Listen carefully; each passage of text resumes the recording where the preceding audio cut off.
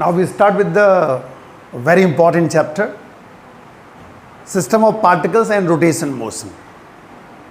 It's a very important chapter, important for syllabus point of view as well as very important for competition point of view. Competition के लिए बहुत important chapter है और इसमें हम लोग स्टार्ट कर रहे हैं सेंटर ऑफ मास. क्लियर? तो सेंटर ऑफ मास की डेफिनेशन क्या बनेगी पहले वो जानो, उसका फिर हम लोग डेरिवेशन लेके चलेंगे centre of mass for two particle system, उसके बाद लेके चलेंगे एन पार्टिकल सिस्टम. तो centre of mass may be defined as it is a point inside the body where whole mass of the body is centered and we applied force directly on that point. The motion of the body remains unaltered. That is center of mass. Definition में ऐसे बोला गया है, it is a point inside the body where whole mass of the body centred. लेकिन ये जरूरी नहीं होता है कि सेंटर ऑफ मास हमेशा बॉडी के अंदर ही लाई करेगा, ऐसा नहीं है. और जैसे अगर ये पेन की बात करें, चलो सेंटर ऑफ मास यहां लाई कर रहा है, लेकिन अगर हम रिंग की बात करें, मान लो ये रिंग है, इसका सेंटर ऑफ मास इसके सर्कमफ्रेंस पे लाई नहीं करता है, जो स्पेस आप देख रहे हो वहां लाई करेगा. ऐसे जी घोड़े की नाल होती है, उसका भी सेंटर ऑफ मास उस आयरन बॉडी के ऊपर नहीं होता है, वो भी एयर में ही होता है. बोलेंगे हम लोग यही, it is the point inside the body where whole mass of the body centred. लेकिन ये बिल्कुल ज़रूरी नहीं है कि सेंटर ऑफ मास हमेशा बॉडी के ऊपर ही लाई करेगा, उसके अंदर लाई करेगा. ठीक है, डेफिनेशन ये बनती है इसकी. ना हम लोग लेके चल रहे हैं centre of mass for two particle system. Means system having only two particles and their masses are m1 and m2. Diagram देखें.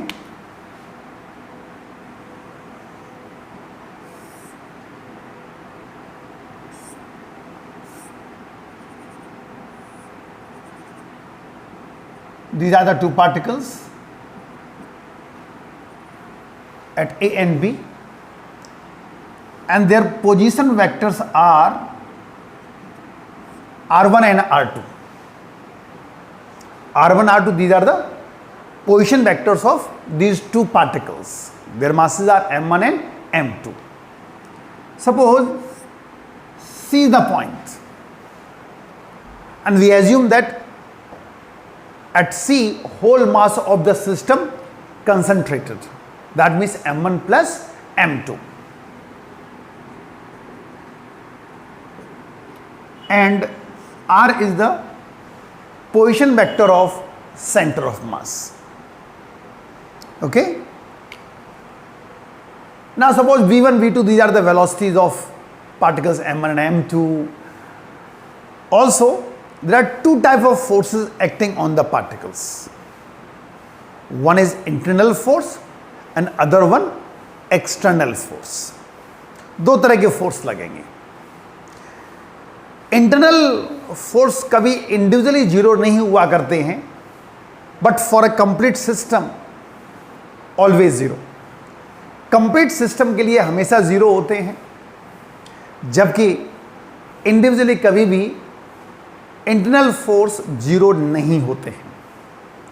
तो हम लोग लेके चल रहे हैं टोटल फोर्स ऑन m1.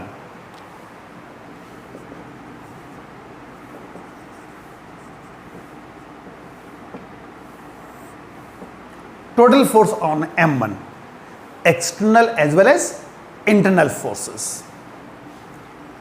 ये एक्सटर्नल फोर्स हो गया और ये इंटरनल फोर्स हो गया. F12 का मतलब है force on m1 exerted by m2, where this one is the external force. It equals to dp1 upon dt. As we know that the force is equals to rate of change of linear momentum. It is also equals to d over dt m1 v1 और it is d over dt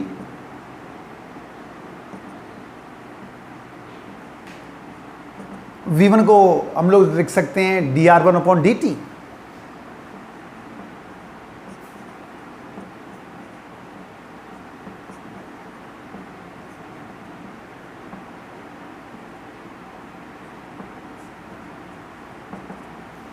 ये बन गया। तो total force on m1 आ गया और ये मिला m1 d square r1 upon dt square.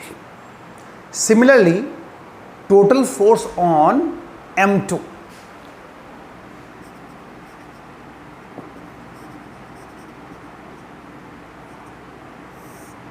F2 is the external force on m2, F21 it is the internal force on m2, that means force exerted by m1 on m2, d p2 upon dt d over dt m1 m2 v2, it is m2 d v2 upon dt m2 d over dt d r2 upon dt और m2 d square r2 upon dt square. Clear? तो individual forces हमने निकाल दिए। Total force on the system,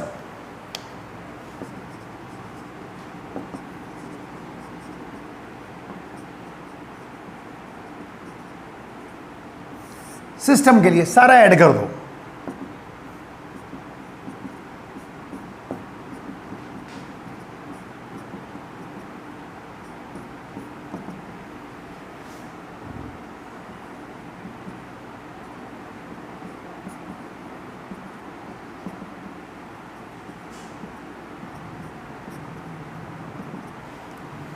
clear?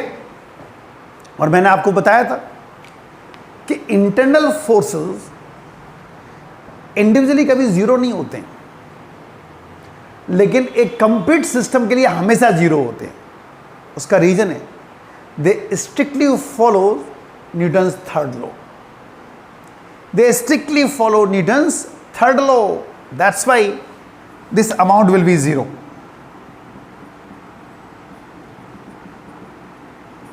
इसलिए amount zero हो जाएगा।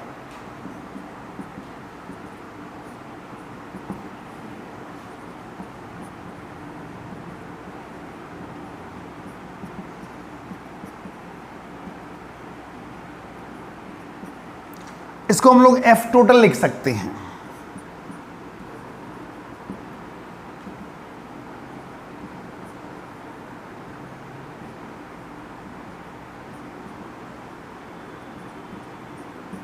ये बन गया।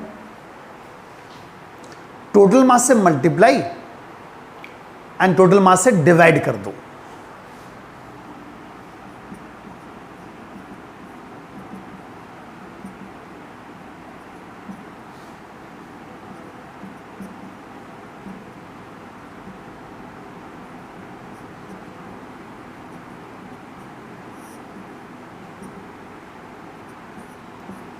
टोटल मास से मल्टीप्लाई, टोटल मास से डिवाइड कर दिया। अब इसको कंपेयर करो एक स्टैंडर्ड फॉर्मेट से। आपको पता है न्यूटन सेकेंड लॉ से F इक्वल्स टू ma होता है।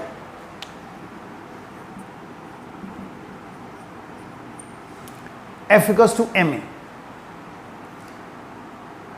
या इसको ऐसे लिख सकते हैं m d square r upon d t square, d square r upon d t square, क्योंकि ये एक्सेलरेशन होता है। आपको पता है कि a equals to d v over d t and it equals to d square r upon d t square. Double differentiation of position is known as acceleration. अब जो स्टैंडर्ड फॉर्मेट आया ये 3 उसको फोर्थ से इक्वेट कर दो जरा, ये टोटल मास है, ये भी टोटल मास है, तो d square r upon d t square, यहां आर किसके बराबर आया, so r equals to m1r1 plus m2r2 m1 plus m2, तो r मिलेगा m1r1 plus m2r2 upon m1 plus m2, और ये क्या है, position vector of centre of mass, it the position vector of centre of मास, जहां पर centre of मास लाई करेगा to particle system का, उसका ये पोजीशन बताएगा, it the position vector of centre of mass for two particle system, it is m1r1 plus m2r2 upon m1 plus m2। और अगर दोनों के मास बराबर हो जाएं, suppose m1 equals to m2,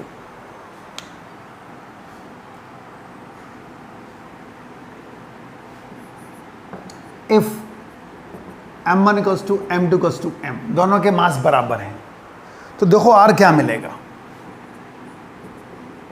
r1 plus r2 by 2, exactly at the centre of the line joining. अगर दोनों के मासेस बराबर हैं तो सेंटर ऑफ मास हमेशा centre of the line joining पे कंसंट्रेट करेगा। एग्जाम्पल के तौर पर आपने देखा होगा डंबल, डंबल होते हैं ना, जिम में जाते हैं डंबल उठाते हैं,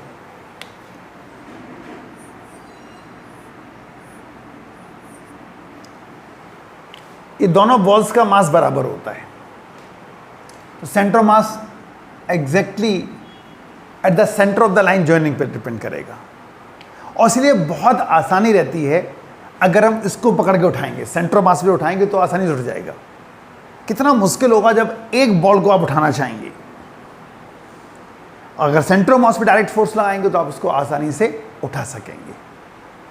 तो ये centre of mass for two particles था। नाउ फॉर n पार्टिकल्स देख लो, for n particles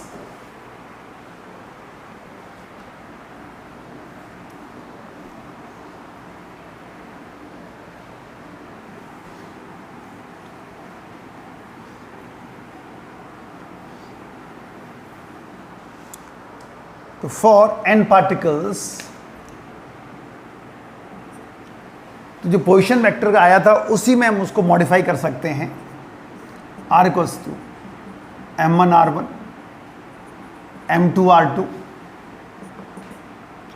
up to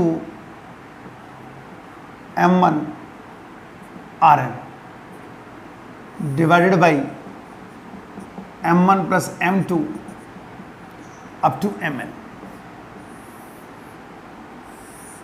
तो ये n पार्टिकल्स के लिए हो गया, इसको हम समेशन के फॉर्म में भी लिख सकते हैं।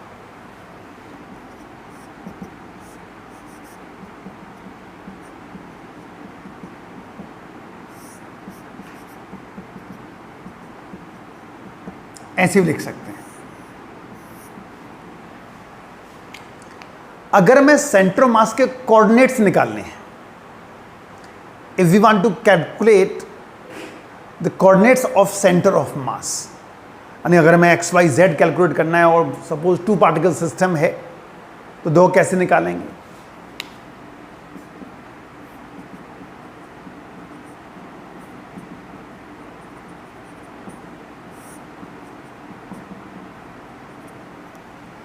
ऐसे निकलेगा, ऐसे y के लिए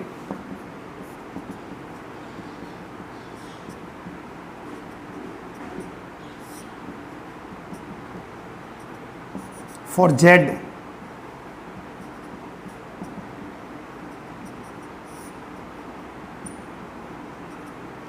तो इस तरह हम लोग जब कोऑर्डिनेट्स निकालेंगे x y z तब हम लोग पोजीशन वेक्टर भी निकाल सकते हैं, और आपको पोजीशन वेक्टर इस तरह लिखना होगा ix jy kz, ix plus j y plus k z. इस तरह भी हम लोग सेंटर ऑफ मास का पोजीशन वेक्टर निकाल सकते हैं। एक एग्जाम्पल देखो उसके ऊपर, एक एग्जाम्पल लेके चल रहे हैं हम लोग।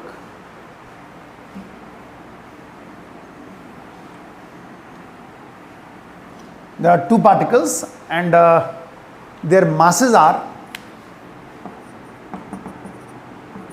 3 kg and 2 kg and their position vectors are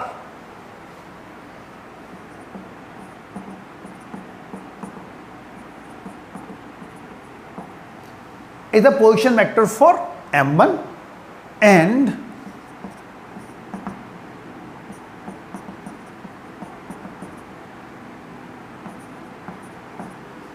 it's the position vector for m2 and we want to calculate the center mass of the system. हमें सेंटर ऑफ मास निकालना है सिस्टम का। तो दो तरीके से इसको सॉल्व कर सकते हैं। एक तो आप इसके कोऑर्डिनेट्स निकालो तब पोजीशन वेक्टर बना दो, और एक डायरेक्ट मेथड भी है। तो पहले हम आपको एक्स वाई जेड निकाल के दिखाते हैं। अगर हमें एक्स निकालना हो तो m1 x1 plus m2 x2 upon m1 plus m2। m1 कितना है 3, x1 कितना है 2, m2 कितना है 2 और x2 कितना है 1 अपॉन 3 प्लस 2।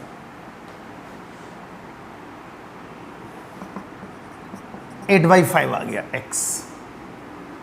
ठीक, y m1 y1 plus m2 y2 upon m1 plus m2। 3 into y1 कितना है 1, y2 कितना है 3,